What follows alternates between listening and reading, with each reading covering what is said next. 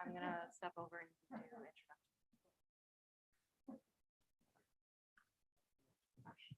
Ready? All right. Hi, good evening, everyone. Thank you for joining us. My name is Amanda Rabluski. I'm the program coordinator for the BCH Pillar program, and I would like to welcome you all to our lecture on nature and recovery, how the natural world can be a catalyst for healing. Just want to do a little bit of housekeeping before we get started. So the format for tonight's lecture will be about 40-ish minutes of lecture and presentation. Afterwards, we'll use the remaining time for questions. Please go ahead and type short general questions into the chat box on your screen. And it's to the right of the video, it should be. We'll do our best to get to all the questions as time allows, and feel free to enter questions at any time during the chat. You certainly don't have to wait until the end.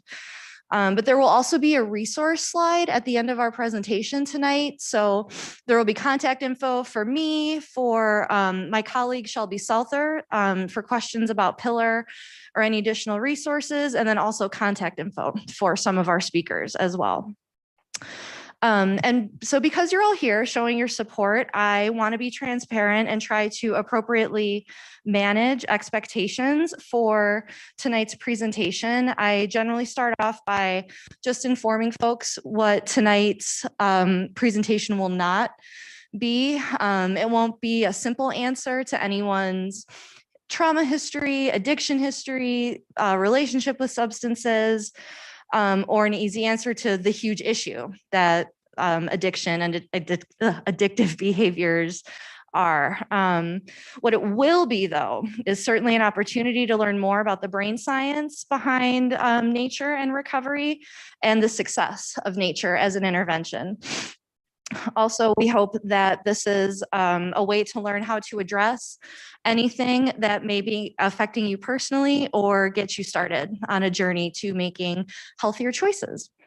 So, and the last thing is definitely a message of hope that recovery is possible.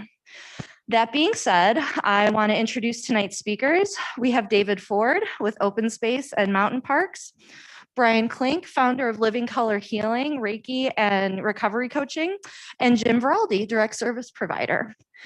So, fellas, with that, I'll let you take it away. I will be asking some questions towards the end, and I'll just be over here for any support. Thank you.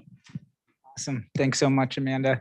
So hi, everybody. My name is David Ford. I serve as the Education and Outreach Coordinator for Open Space and Mountain Parks, and we're going to pull up some slides here to just a little bit about our history and how the format for this section is going to work is I am going to get a little bit into just the some of the benefits, some of the science behind what nature can do as an intervention, kind of what that can do for you as far as lowering blood pressure, neurological science, things like that. And so as far as my job, basically what I do is I serve as the public programs coordinator for Open Space and Mountain Parks. And Open Space and Mountain Parks is the city of Boulder public lands.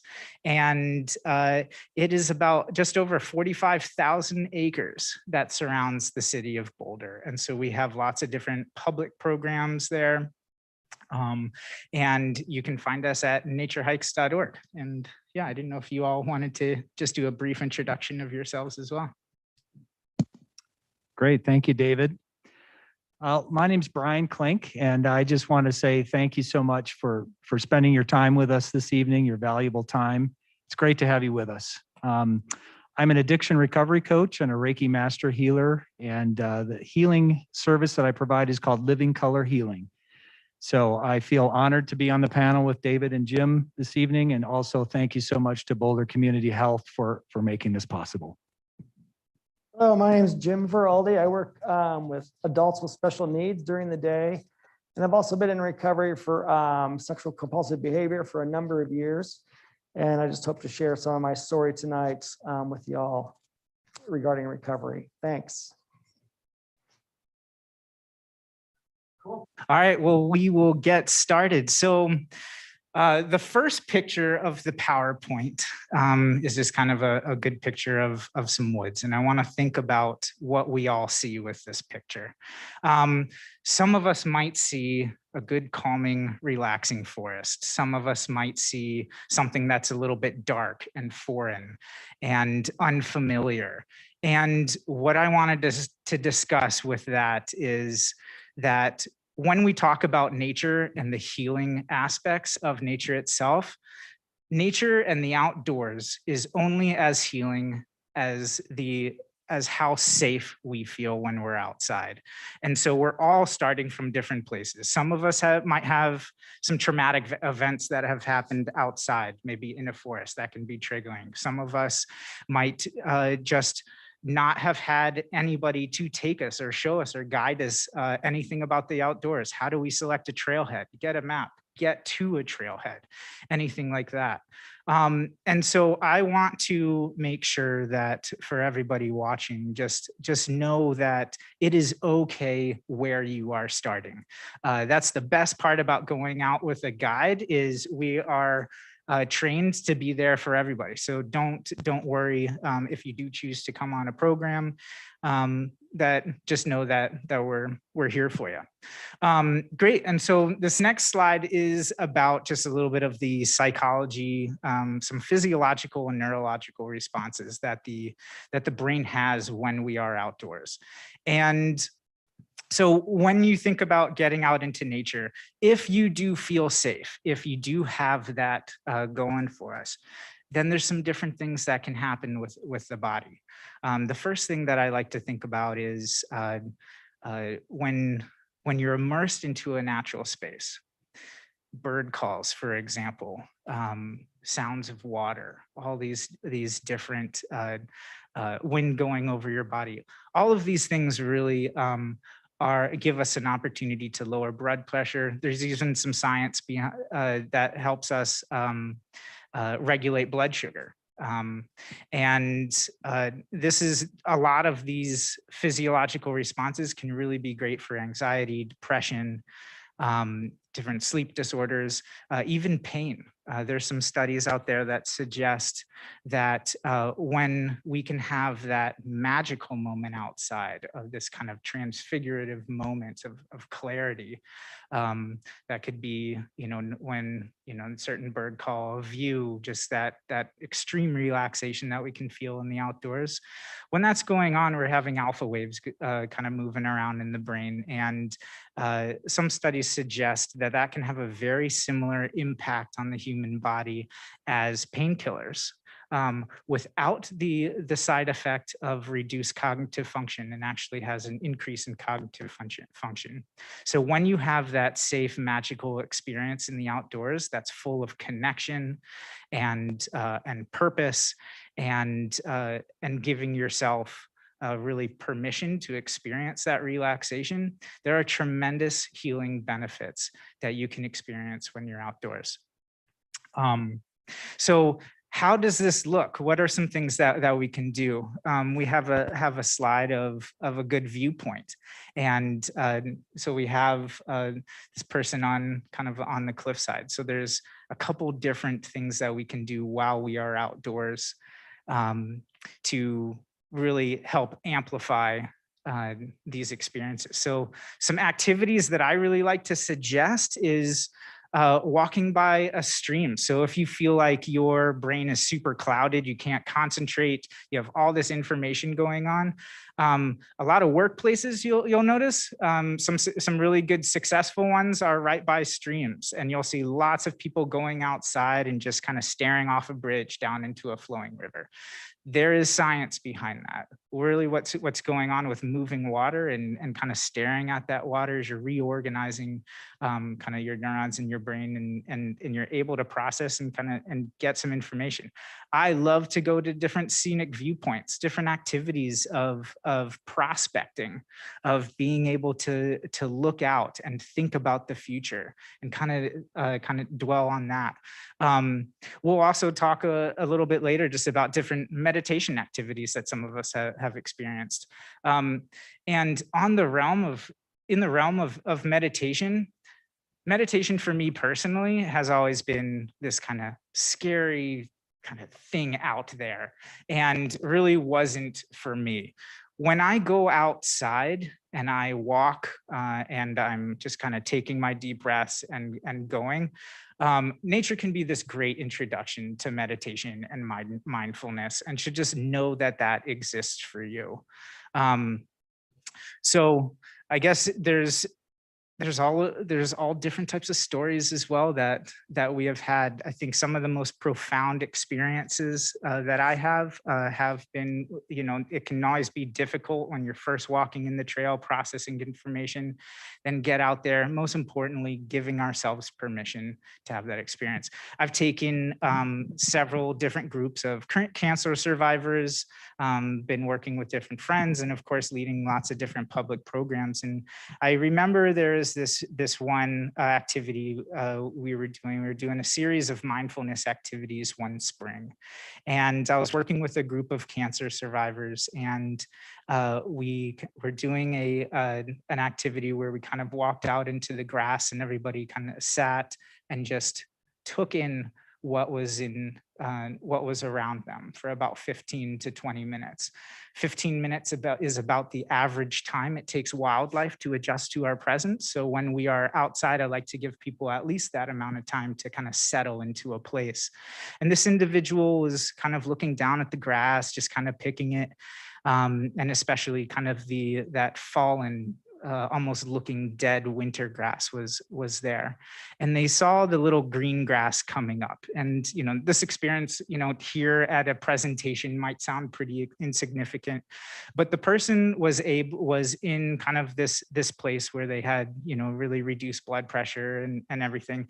And they said later on, when they were looking at that green piece of grass coming through, they started to weep. And they were thinking to themselves, they told me that for the first time since their diagnosis of cancer, they finally saw themselves in that grass. And they had been relating that they had been feeling for such a long period of time since their diagnosis, like that dead, that gray, that dying grass, and weren't able to really experience life and experience emotion. And they saw that little green blade of grass going through, and that was the spark. That was that moment where that individual was able to kind of be able to relax and breathe and come to. And those experiences are accessible for all of us. It can be in just a field, it can be somewhere close to your home, but just know that that nature can be there for you. I really love even just the relationships that exist. When I'm struggling in town and just kind of upset with everybody around me, I can go outside and I can really share some experiences outside in nature. So yeah, Brian, Jim, I'd love to hand it off to you. We can talk about this stuff all night, I bet. Absolutely. Thank you, David. Yeah, that inspires me. I just appreciate your passion for nature and for bringing people into nature, and your enthusiasm for the science behind it. I've learned already so much from you, and just in the short time we've been working together, and look forward to learning so much more. So thank you. So I wanted to say just a word that beneath this mask on, I have a big smile underneath here. So I'm so happy to be here tonight. And with masks, you can't see our whole face, but maybe you can see my eyes. And when I squint, I'm smiling. And I also want to say, I do miss seeing your smiling faces too, here in front of us. Normally we would have you here and we would see your nodding heads and your smiles, and we would know that you're right there with us. But we don't have that tonight, and we're trusting that you're there, that you're into this. And we look forward to the interactive Q&A that we'll have here very shortly. So just a bit, I'm going to share just a bit of my own personal relationship with nature. Personally, I am in recovery with my own experience from addiction. So personally and professionally, I have experience with addiction. I've been in recovery for about 13 years, and I've been to intensive counseling. I've been to treatment, intensive outpatient treatment, intensive workshops, and a bunch of retreats. So a lot of experience with recovery in my own personal struggles, and then professionally in my profession as a recovery coach. You know, I kind of feel like I stumbled on nature sort of as a fluke. I'm a runner, and in this quest to preserve the longevity of my running and my knees, I moved from running on roads and sidewalks to running on trails. And so it was sort of an accident that I found nature. So as I found trails, I found the mountains, I found forests, I found animals. And that interaction kind of slowly over time, not deliberately, has been so healing for me. A couple of standout moments for me. One was I was training for the Mount Evans Ascent, which is a run up Mount Evans. And I began to notice as I was spending time on the mountain training that there was something there that was more deep than just running on a beautiful mountain. There was something that began to attract me and call me back to that place. And I wasn't sure at first what that was. And then the more I went, the more I realized, I think there's a spiritual connection here.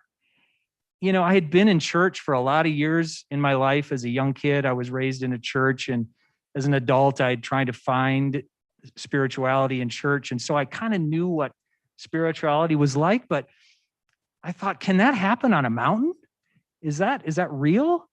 And so that kind of whet my appetite for wanting more of that draw to it. What is that draw? What's that about? It's something more than just a physical act, a workout outside. The second thing that really happened that really impacted me was I was on a hike on Grays and Torreys, and those of you that are familiar with the 14ers know Grays and Torreys really well. And I was on that dirt road, that Jeep road that's between the I-70 parking lot and the upper parking lot. And unfortunately, at the time, I was going through a divorce, and I was dealing with some anger that was coming up over that in that situation.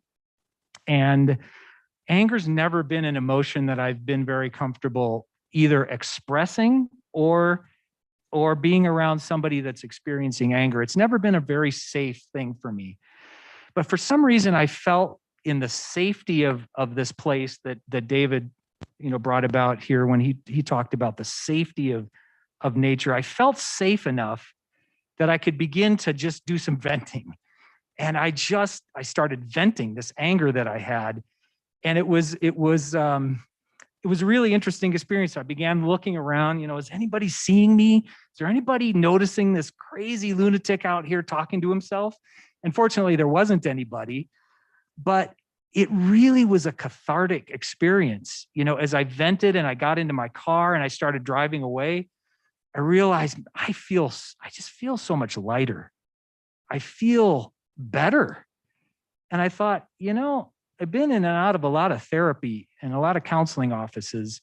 I'm not sure I've felt this good just releasing this anger, not to mention that the price was right. It was absolutely free. Not a dime did I pay for that. So that got me thinking, if I can express my anger and work through that and feel safe in doing that, feel like nobody's criticizing me. Nobody's saying, you don't have a right to be angry about that. Nobody's questioning it. If I can feel safe doing that, I wonder what else I can explore in nature, outside, in wilderness.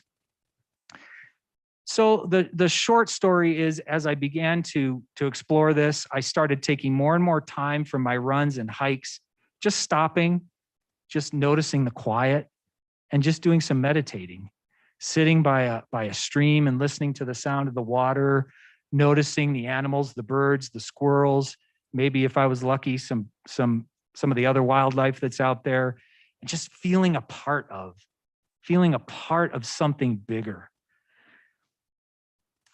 And so as I think about those of us that struggle with addiction, that those of us, maybe we're in recovery, maybe we're thinking about getting in recovery, or maybe we're not there yet. Maybe we're still we have a lot of questions and not very many answers. I think about I think about the shame that goes with that. I know from my own personal experience, there's this sense of unworthiness, this sense of I'm just not good enough, this sense of I don't fit in. I can't really be myself, because if I'm myself, you're not gonna want to be around me. But you know what I find, and also in that with that sense of shame and that sense of inadequacy comes isolation and separation. You know, we don't want to be around people. I don't want to be around people because I think you're better than me, and that's really painful to think. So I'll separate, I'll isolate, I'll hide, I'll keep myself in secrecy. And our addiction flourishes in secrecy. But what I find in nature is this profound acceptance. It's this space where there's no judgment.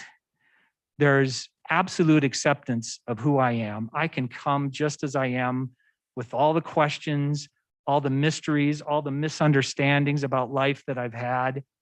And I know I fit in beautifully there. For me, it's the ultimate come as you are sanctuary.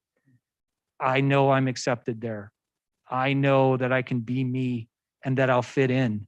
And it's what I'm looking for in my addiction. It's exactly what I'm looking for, that unconditional acceptance.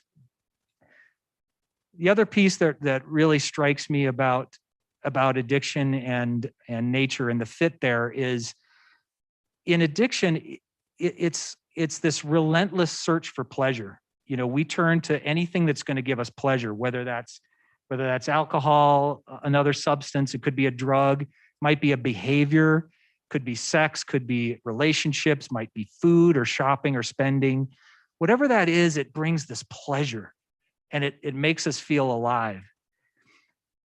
And what I've found in nature is the five senses can really come alive. And I love some of the activities, some of the invitations that we do that are they're so sensual.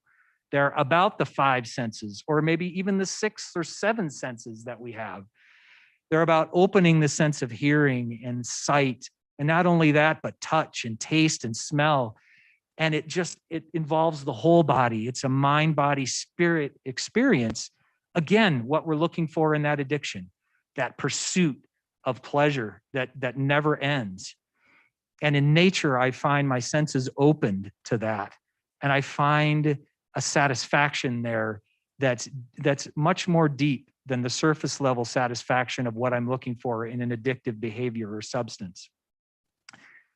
And finally, I know from my own experience that a lot of us that struggle with addiction, we've when it comes to the spiritual, we may have suffered some type of spiritual abuse, some type of less than functional or less than nurturing spiritual experience in our life as young people, as children.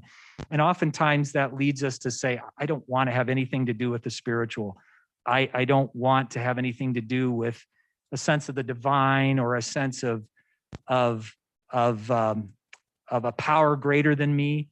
I'm afraid of that. And I was that way myself. But I would say that as I come into nature, what it allows me is the freedom to begin to explore that. And I know that in my addiction, as I've gotten into recovery, there's this deep yearning for a love, for a power, for an intelligence that just loves and accepts me. There's that, I can just feel it now. It's such a deep yearning. And I've been able to explore that with curiosity in nature. The wilderness allows that sense of childlike curiosity to begin to explore with absolute freedom, with no pressure, with no judgment, what that connection might look like for you and for me. And it's different for all of us. And that's the great thing about nature is you can bring your individual personality, your want, your need, and have that met there in the forest. It's met by the animals, the creatures, the vegetation, the trees, the interconnectedness there. And that freedom to explore for those of us that have addiction and yearn for a deep spiritual connection, that freedom is so valuable. There's nobody there telling you how it has to be. There's nobody there pushing you or saying you have to or you should. You get to do that all on your own time. And I absolutely love that about nature. So I'll close with this, and that is the opposite of addiction is not sobriety. The opposite of addiction is connection. The opposite of addiction is acceptance. It's feeling like you can be exactly who you are and be known for who you are and accepted with open arms. And I've found that outside. And I hope that you'll join us so that we can share that with you as well. I'm going to turn it over to my colleagues here. Thank you. Thanks, Brian. Thanks, David. Grateful for you guys and your shares. Again, I have some notes here I'm going to be looking at, but put my glasses on. My name is Jim again. I'm a grateful recovering sexaholic. And one definition of addiction and compulsive behaviors is addiction is defined as a chronic relapsing disorder characterized by compulsive substance seeking, whatever that may be for you or whoever, for me, continued use despite harmful consequences and long-lasting changes in the brain. It's considered both a complex brain disorder and a mental illness. This is from the National Institute on Drug Abuse. I'm going to share, I'll go through my ongoing recovery journey, which started a while ago, a number of years ago. And I'm just going to go through this. Again, this is my journey from obsessive compulsive sexual behavior. It's not something that goes away, that poof, I'm done. It's a lifetime journey. So recovery is a lifetime process. It's just not an overnight, give me the silver bullet and I'll be good. So that's just not how it works. So I was pretty deep in my dis-ease. I like to use the word dis-ease because I was choosing to participate in behaviors that caused much dis-ease in my life. I know you hear disease a lot in the addiction world, but I like dis-ease because I'm having some dis-ease, mostly in my brain, but what I'm thinking and feeling that I choose to go out and numb that with something. Why? Because it was a habit. It was familiar. I'm in control. I knew this behavior was usually going to work to make me feel less. It was going to make my feelings numb, my feelings of shame, which I should have mastered everything already. I should just have this taken care of and no big deal. My feelings of loneliness, sadness, anger, fear, resentments, my big fear of missing out, FOMO. Oh my gosh, if I don't get that next pair of running shoes, because all I enjoy running too, like my friend Brian, I'm really screwed. So it's been a big deal for me, that whole obsession. But and also to numb the inner critic in my brain, telling me I'm not good enough. I'm not worth being heard. Just get over it. You'll be fine. If people really knew what I was like, they would want to be around me. They would just go another direction. Oh, and my acting out wasn't going to hurt anyone. So that's just me. I'm not hurting anyone else through my behaviors. And many times those thoughts became so loud, going back to an old habit was the only way I chose to ease those voices. One evening after making many poor choices, I hit my bottom and I needed to ask for help. So I was powerless, the first step. In the 12 steps of me that I'm powerless over my behavior, which was the start of the beginning of my recovery practice. And I like this line, there's 1,000 ways to hit the bottom, and there's 1,000 ways back to the mountaintop. After some significant crashes to the bottom, many lies I told myself, my wife, my friends, I admitted this dis-ease was kicking my ass. I began going to 12-step meetings, group therapy with other men who were struggling with the same issues, and inpatient treatment for trauma. I was learning that I wasn't the only struggling obsessive compulsive sexual behavior person that was pretty common in our culture. See that? And the recovery road is like a hiking trail, many ascents and descents. Having the courage to stay on the trail usually helps me stay sober for another day. It's helpful to know that many people are on the same familiar trail. And just some of the tools I've used, and again, this is a practice. I'm not perfect at all, and it's progress, not perfection. Some days these work better than others, and some days I want to say just screw it. And other days I'm like, I'm all in. But again, it's a day at a time process. One is my spiritual connection, to continue to develop that with a source greater than me, through journaling, meditation, just being still, whatever works. Service, the 12th step of the 12 steps, getting out of myself and giving back to others. I work daily with folks who have developmental disabilities, which gives me the opportunity, each day to practice giving back to another person. Volunteer work, such as trail maintenance, is a great way to get out of yourself, get a little work in, and you'll feel much better about yourself when you're finished that time. Being in nature. One of my favorite things is sitting by a creek in the sun, listening to the wind blow through the trees and the water rolling over the rocks, using all of my senses to help ground me back to the present moment. Nature is always there with open arms, willing to accept me just as I am, with no judgment. Emotional, giving myself permission to feel and honor my feelings and emotions. Good or challenging, these feelings are trying to tell me to pay attention to the present moment, both emotionally and physically. Physical, movement of any kind that I enjoy. Trail running, with my friend Brian, hiking, I love to dance, playing with the dog, or any other movement that brings some joy. Gratitude, I'm grateful for the many good things I have in my life, my loving family, loving friends, ability to move my body, learning to become more aware of my feelings and behaviors.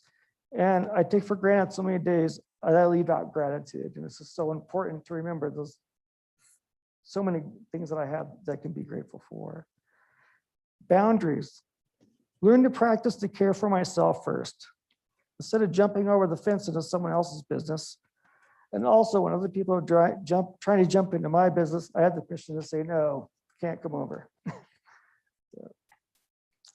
Courage. Wait a minute. Shaky.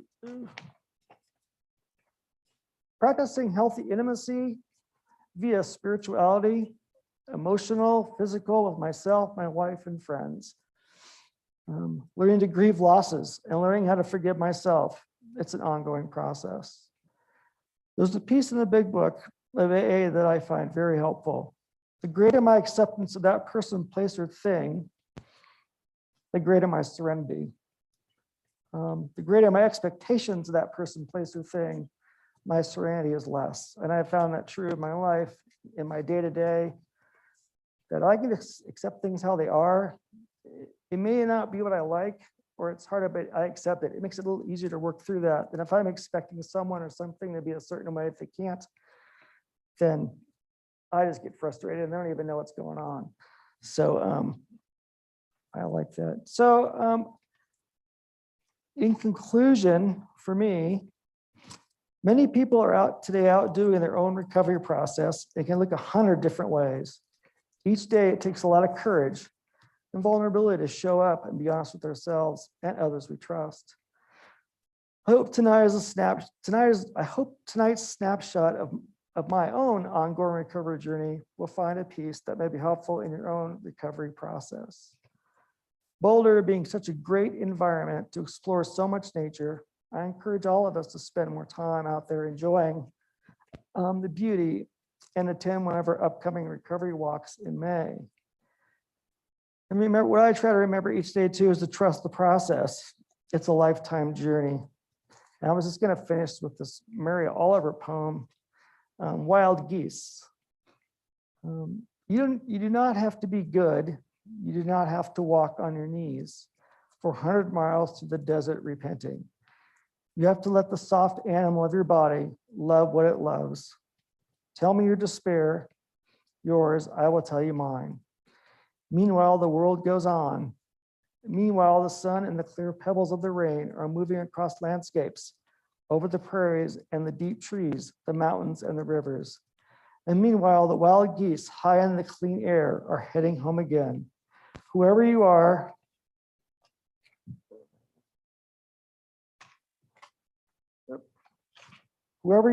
and no matter how lonely the world's, whoever you are, and no matter how lonely the world offers its imagination, calls you like wild geese, harsh and exciting, over and over, announcing your place in the family of things.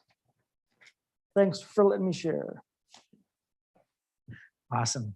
And you all may have heard about upcoming walks in May, and I wanted to introduce that a little bit. So with this program, this is really just getting started with this idea of getting outside and welcoming all of you out to Recovery Outdoors and really putting it into that focus. So at Open Space and Mountain Parks, we are collaborating with Boulder Community Hospital and these two fine gentlemen, and we are starting to offer some recovery and wellness walks and a recovery and wellness series starting in May. So the first three Saturdays of the month from 9 to noon, we will be taking groups of 10 out each Saturday, and you can sign up on naturehikes.org. And that'll be kind of at the end of the presentation as well with that link, but you can visit us on our website, and right now it is up and live, but it is available to all of you watching first. So sign up, and we would love to just get outdoors and just have a good connecting experience with y'all on a group connecting program focused just on these social and natural connections that happen outside. So yeah, I think we can open it up to questions. We'd love to take some. Yeah, absolutely. I'm still here on screen, but I'm going to be over in the corner looking at the chat box. So Jim, one came in when you were sharing your story, and thank you all so much for sharing all of this tonight, sharing your stories of addiction and recovery and how you all are helping to support people who have been in those places. But a question came in, Jim, when you were talking about hitting bottom and that it had happened a few times. The question was, how did you recognize that that was bottom and that it was time to get help?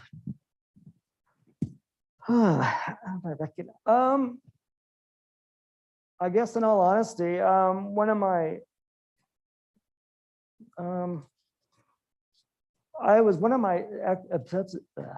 obsessive behaviors with sexuality was affairs and infidelities. And one night after leaving a place of having done that, I left feeling so ashamed and so terrible. You know, like, what am I going to tell my wife? Well, I'd been lying about it for a long time. So, but it kind of caught on after I did a full disclosure later. But that was the real big bottom. And I had just thought, you know, either I'm going to go get some help or I'm just going to go, you know, get the gun and take care of business. And so fortunately, I was able to get the courage up to ask for some help, and got into this men's therapy group. And from there, things kind of went down from there. But yeah, my obsessive compulsive sexual behaviors were, you know, infidelities, pornography.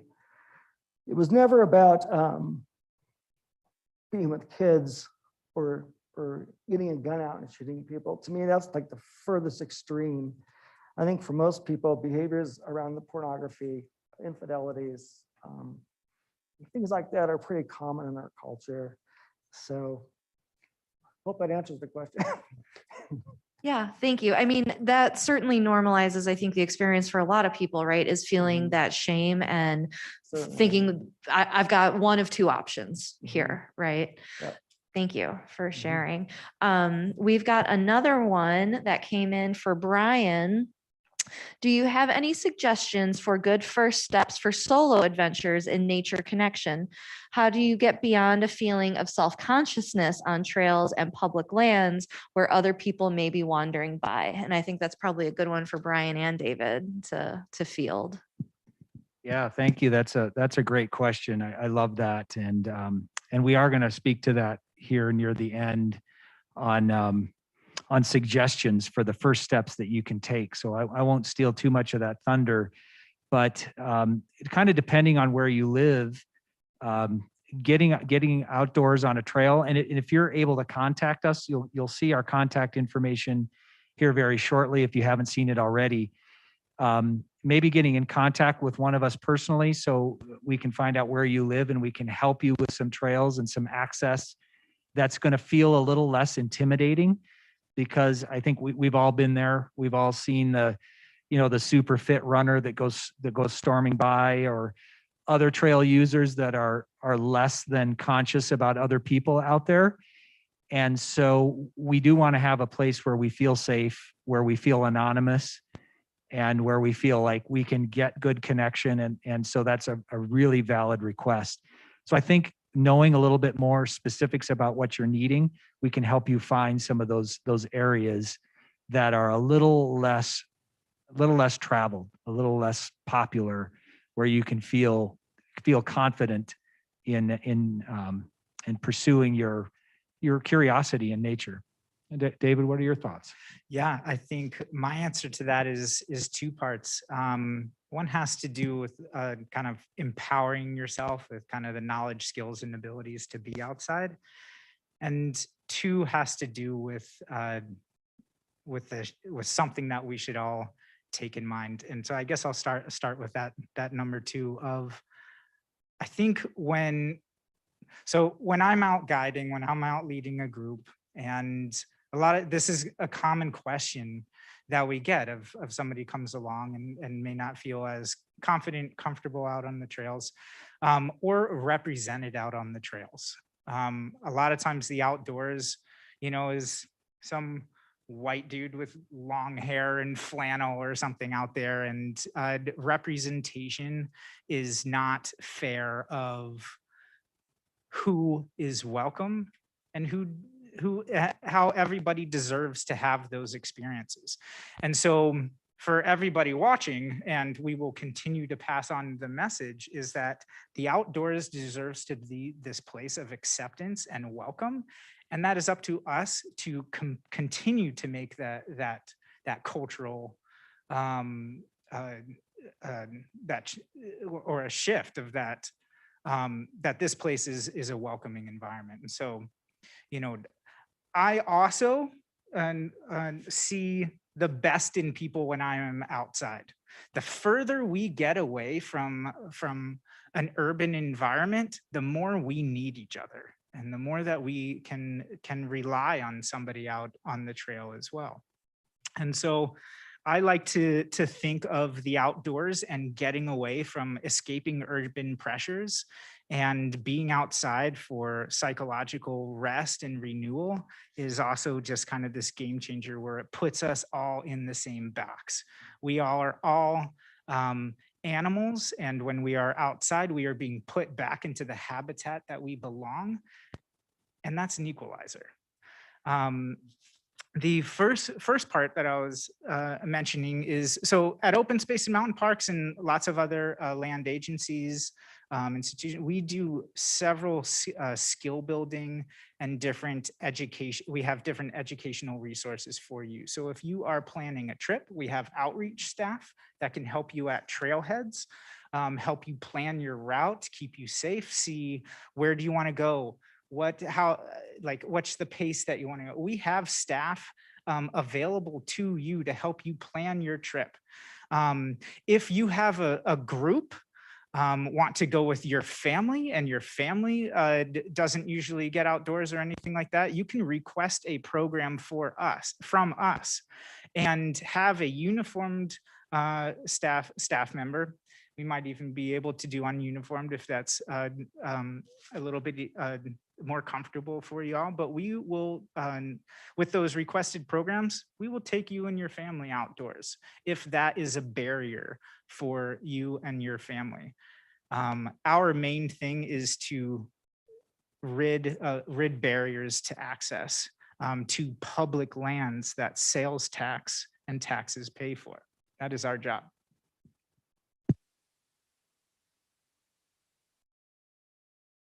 Wonderful. Thank you, guys. I actually have a question that came up just because, Brian, I'm familiar with your work and I know that you are a Reiki master, and you've mentioned before doing that Reiki practice outdoors. Can you share some, like maybe an example of a really positive outcome, or maybe the difference you've seen between practicing Reiki with somebody outdoors versus indoors, or anything, any insight into how nature has been supportive in that for your clients? Yeah, that's a great question as well. Interesting to think about Reiki outdoors, and there may be some that aren't familiar with Reiki. It's a form of energy movements. It's a form of either placing hands, the practitioner either places hands on the body or slightly above the body within the energetic field of the body, and then sort of works with the energy to remove blockages, to help the energy flow more freely. A lot of times we get up in our heads and that causes blockage in the energy, and it gets us out of our heads and into the body. And it's really great for addiction because we do tend to spend a lot of time up in the head. So outdoors has been particularly meaningful for me and some of my clients. I'm thinking about one particular example where I had a client outside and we brought a mat along similar to a sleeping bag pad that you put under a sleeping bag. And she laid down on that pad and we were just out in the forest. And she laid on that and she was looking up at the trees and the birds and the clouds. And you can also see some of the mountaintops in that. And it was a much deeper experience than laying on a table. And not that laying on a table in a room isn't great. That is certainly on a day like this necessary. But just being out there and being able to open her eyes and look up and see the branches gently swaying in the wind and see the birds overhead, the sense of sight, the sense of sound that came with that, the sense of touch that was activated by the breeze blowing over her, the sense of taste. You can almost taste the taste of the pine in the air, and then hearing, I think that was the one that I left out, hearing the sound of birds overhead, the gentle breeze blowing, just the entire body and all of the senses activated in that experience was a much more deepening experience for her and for me as a practitioner. And interestingly, I did this session during the time of COVID. So we were maintaining about a 6-foot separation from each other. And I was working with the energy at about a 6-foot distance from her. And so the fact that we were outside and this additional stimulation to her system from nature provided just that extra that was needed to bring exactly what she needed in that moment. And we both walked away with this profound sense of, wow, this was really amazing, and wanting to share that with more and more people.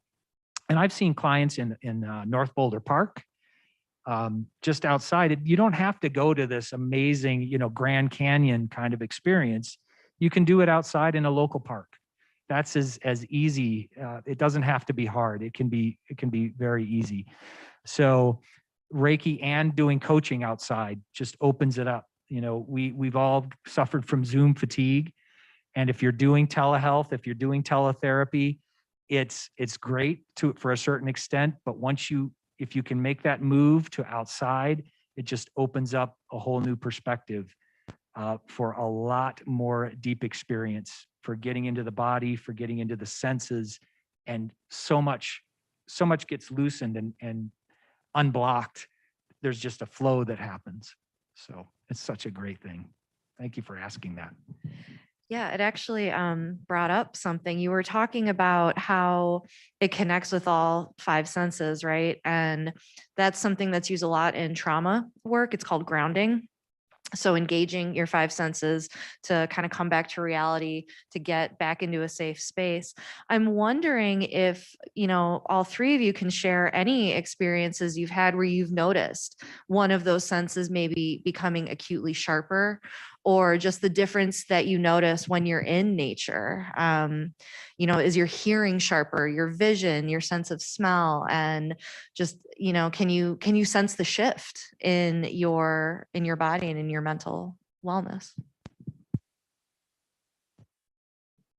I can share something really quick. I guess what I noticed for me that gets louder is just hearing. I can really get relaxed just hearing water going over the falls of the rocks, just sitting there with my eyes closed and just letting that sink in, and just hearing that just really is calming for me. And when I'm out hiking or running or whatever, it's just important for me to take those times out and just sit there. It does not make a difference when I get finished, but to sit there and really take it in and listen to my body in that moment. And so yeah, hearing and just water going over rocks or running water like that's really impactful for me. Yeah, I guess so. For me, I think a lot of senses can be heightened in the outdoors. I really like to do focused activity on individual senses. So I like to think about what's really close to me. What is super far away? What is the furthest sound that I can hear? What's the closest sound that I can hear? Those types of activities really ground me. There's a lot of mindfulness to that. And that is just a simple activity that we can do outside to just kind of help calm ourselves and take our minds off of something else. And I will also say that with this, when you are able to pay attention and recognize your senses, the second piece is empowering yourself, or maybe learning something else about the natural world. So I really got into the outdoors all the way back in high school. And I kind of had a second chance for school back then. And I went to more of an outdoor school, and we would do activities outdoors where we would start to learn about bird language and learn about the language of the forest. And so to answer this question about sensory awareness, I think a lot of that is also the understanding. So what is that bird that you're hearing? Where is it? What is it doing? Is it male or female? What does that mean? There have been times in the forest for me where I'll be sitting on a trail, sometimes even with a group of people, and I'll hear a warning call of a certain species of bird. Let's say the chickadee, for example, the chickadee, or crows, or a different bird. And I'll hear the warning call, and I'll be able to determine, like, oh, a hiker is about to come around the corner before they even show up. Or looking at a herd of deer and looking at their head movements, their ears, looking at their behaviors, and watching them hear the birds, and then seeing a predator come out of the woods. When we can put ourselves in these moments where we start to observe these deep connections and understanding in the outdoors, it really opens up this feeling inside where things just start to make so much more sense. And at home, we're on the computer all the time or on our phones. We block and we turn off those senses. And I know deep in my heart, and there's also plenty of research to suggest it, when we head outdoors and start to open up those senses and open up those instincts and activate parts of our brain that we don't get to use on a day-to-day basis, our animal receives those benefits. And it also has, like, we can talk all night about it, but I also like to think of it that these benefits that we talk about, it's not just a resource to extract from the natural world. It's also that when we give back and these ecosystems that are out there are healthy, the healthier those ecosystems are, the healthier we as a community can be. And I think that's a great message as well. Yeah, thank you. I'll echo those. I've had similar experiences, and I think for the sake of time, I'll just say I appreciate and relate to those experiences very much. I love the sensory experience of nature.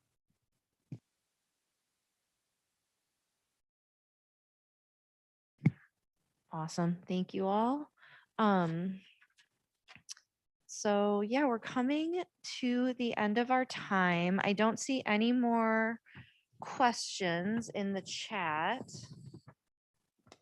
But really good discussion, I think, all throughout. So I just want to say thank you again to everybody for joining us tonight. So a recording of tonight's lecture will be available in a few days, probably early sometime next week, but it'll be available at bch.org/live stream. You can also find it, if you want to share this with anybody, let them know about it, at the page you're on right now, bch.org/pillar. That's our program page. And for those of you that are tuned in live, you should be receiving a post-lecture survey. We love to get feedback. We change presentations based on your feedback. Our programming is also grant funded. So having the data for impressions that people got from our events is really helpful to show our funders.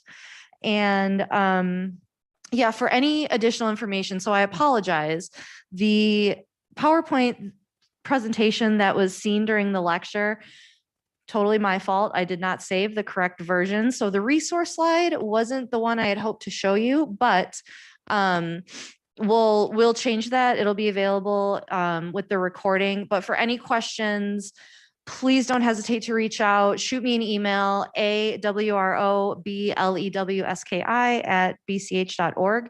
And I'm happy to point you to any one of these guys, answer anything that might have come up from tonight's lecture, or, certainly reach out to Pillar, myself and Shelby Souther, if there's any questions or support that we can give around looking for resources regarding substance abuse treatment or management of chronic pain without narcotics, because that's what we do as a program.